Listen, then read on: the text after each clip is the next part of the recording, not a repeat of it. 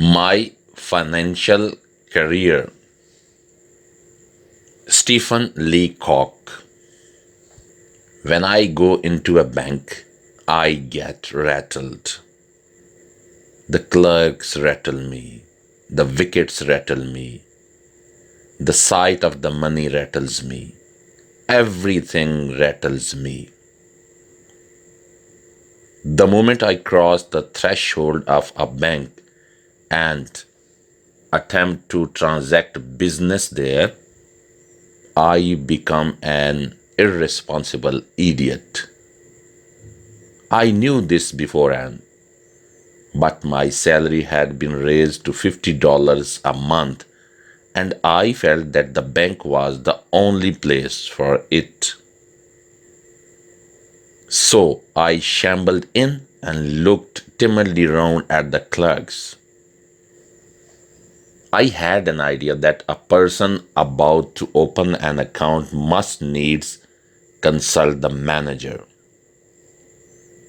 I went up to a wicket marked accountant. The accountant was a tall, cool devil. The very sight of him rattled me. My voice was sepulchral. "Can I see the manager?" I said, and added solemnly, "Alone." I don't know why I said alone. "Certainly," said the accountant, and fetched him. The manager was a grave, calm man. I held my $56 clutched in a crumpled ball in my pocket. "Are you the manager?" I said. God knows I didn't doubt it. "Yes," he said. "Can I see you?" I asked. "Alone." I didn't want to say alone again, but without it, the thing seemed self-evident. The manager looked at me in some alarm. He felt that I had an awful secret to reveal. "Come in here," he said, and led the way to a private room. He turned the key in the lock. "We are safe from interruption here," he said. "Sit down." We both sat down and looked at each other. I found no voice to speak. "You are one of Pinkerton's men, I presume," he said. He had gathered from my mysterious manner that I was a detective. I knew what he was thinking, and it made me worse. "No, not from Pinkerton's," I said, seeming to imply that I came from a rival agency. "To tell the truth," I went on as if I had been prompted to lie about it, "I am not a detective at all. I have come to open an account. I intend to keep all my money in this bank." The manager looked relieved, but still serious. He concluded now that I was a son of Baron Rothschild or a young Gold. "A large account, I suppose?" he said. "Fairly large," I whispered. "I propose to deposit $56 now and $50 a month regularly." The manager got up and opened the door. He called to the accountant. "Mr. Montgomery," he said unkindly loud, "this gentleman is opening an account. He will deposit $56.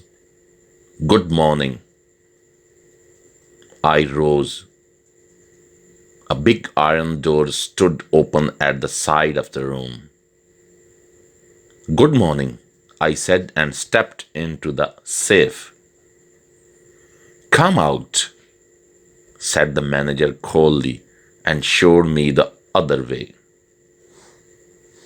I went up to the accountant's wicket and poked the ball of money at him with a quick, convulsive movement as if I were doing a conjuring trick. My face was ghastly pale.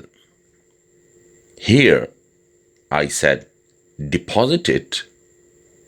The tone of the word seemed to mean, let us do this painful thing while the fit is on us. He took the money and gave it to another clerk.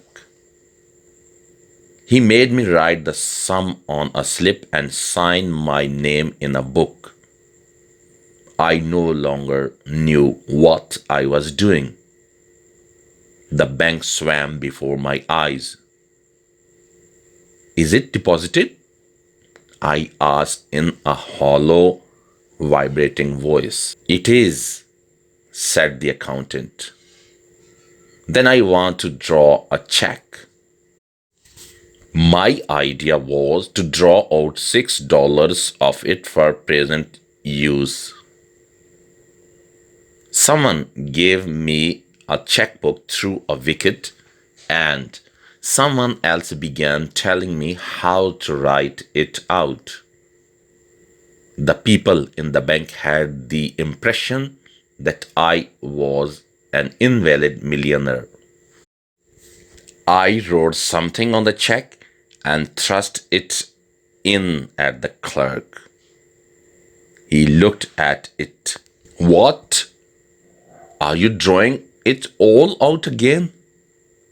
He asked in surprise. Then I realized that I had written 56 instead of 6. I was too far gone to reason now. I had a feeling that it was impossible to explain the thing. All the clerks had stopped writing to look at me. Reckless with misery, I made a plunge. Yes, the whole thing. You withdraw your money from the bank? Every cent of it. Are you not going to deposit any more? Said the clerk, astonished. Never. An idiot hope struck me that they might think something had insulted me while I was writing the check and that I had changed my mind. I made a wretched attempt to look like a man with a fearfully quick temper. The clerk prepared to pay the money. How will you have it? He said. What? How will you have it? Oh, I caught his meaning and answered without even trying to think. In 50s. He gave me a $50 bill. And the 6? He asked dryly. In 6s, I said. He gave it to me and I rushed out. As the big door swung behind me, I caught the echo of a roar of laughter that went up to the ceiling of the bank. Since then, I bank no more. I keep my money in cash in my trouser pocket and my savings in silver dollars in a sock.